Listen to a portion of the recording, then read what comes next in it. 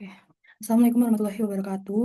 Baik, perkenalkan kami dari kelompok 12 dengan judul Tren Masa Depan Teknologi Kesehatan Digital di Layanan Kesehatan Primer. Dengan anggota kelompok,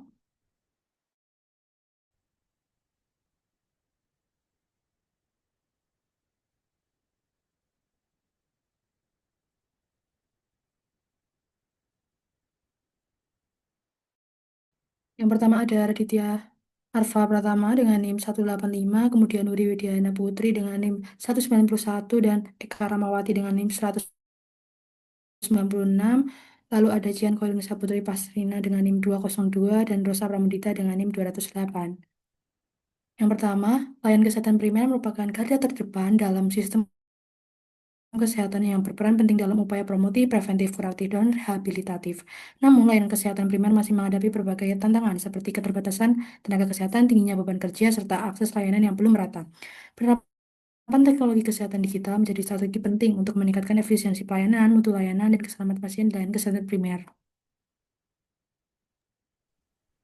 Yang pertama yaitu kecerdasan buatan atau artificial intelligence atau AI, merupakan teknologi yang memungkinkan sistem komputer menganalisis data kesehatan, mengenali pola penyakit, serta memberikan rekomendasi klinis. Dalam layanan kesehatan primer, AI berfungsi sebagai clinical decision support system yang membantu tenaga kesehatan dalam menegakkan diagnosis, memprediksi risiko penyakit kronis, dan merencanakan intervensi pencegahan secara lebih dini.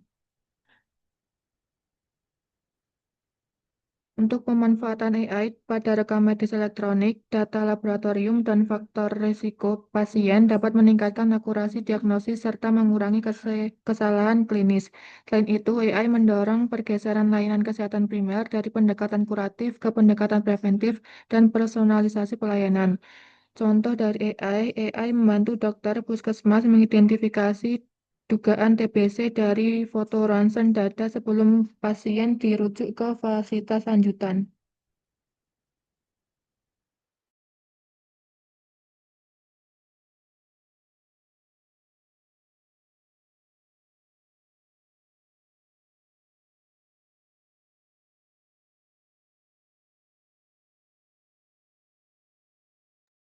Selanjutnya, telemedicine adalah pemberian layanan kesehatan jarak jauh dengan memanfaatkan teknologi komunikasi digital seperti aplikasi seluler dan video konferensi.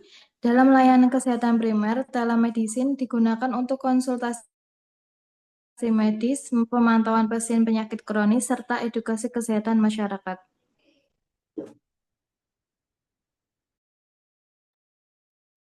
Penerapan telemedicine terbukti meningkatkan akses layanan kesehatan bagi masyarakat di daerah terpencil, pasien lansia, dan pasien dengan keterbatasan mobilitas. Selain itu, telemedicine membantu mengurangi antrean di fasilitas kesehatan primer dan meningkatkan efisiensi pelayanan.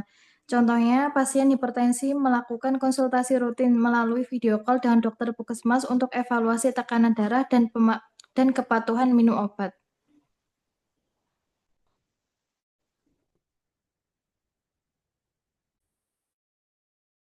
Alat kesehatan cerdas atau wearable device dan IoT. Alat kesehatan cerdas dan wearable device merupakan perangkat elektronik yang digunakan untuk memantau kondisi kesehatan pasien secara real-time, seperti detak jantung, aktivitas fisik, tekanan darah, dan kadar gula darah. Teknologi ini berkembang seiring dengan pemantauan Internet of Things atau IoT di bidang kesehatan.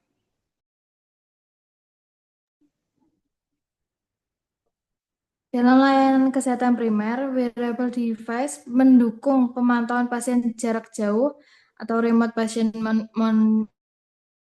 monitoring, khususnya pada pasien dengan penyakit kronis. Data kesehatan yang dikumpulkan secara berkelanjutan membantu tenaga kesehatan dalam melakukan evaluasi kondisi pasien dan memberikan intervensi lebih cepat jika ditemukan perubahan yang beresiko. Selanjutnya, yang keempat ada integrasi dan interoperabilitas data kesehatan.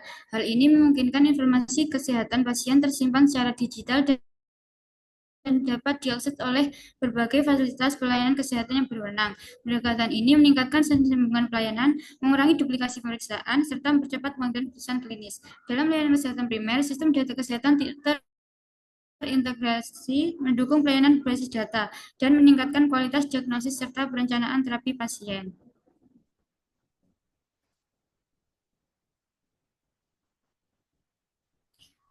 Selanjutnya, yang kelima ada keamanan dan privasi data kesehatan.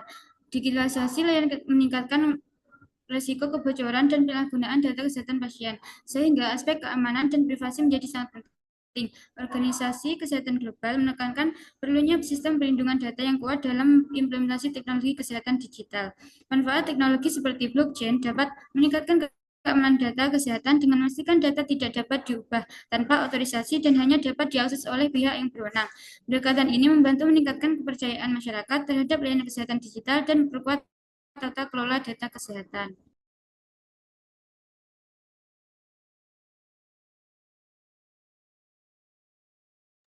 Kesimpulannya adalah teknologi kesehatan digital seperti kecerdasan buatan, telemedicine, wearable device, integrasi data, dan sistem keamanan digital berpotensi besar meningkatkan kualitas layanan kesehatan primer. Penerapan teknologi ini mendukung pelayanan yang lebih efisien, preventif, dan berorientasi pada pasien, serta sejalan dengan arah transformasi sistem kesehatan nasional dan global. Baik, lalu ini untuk daftar pustakanya.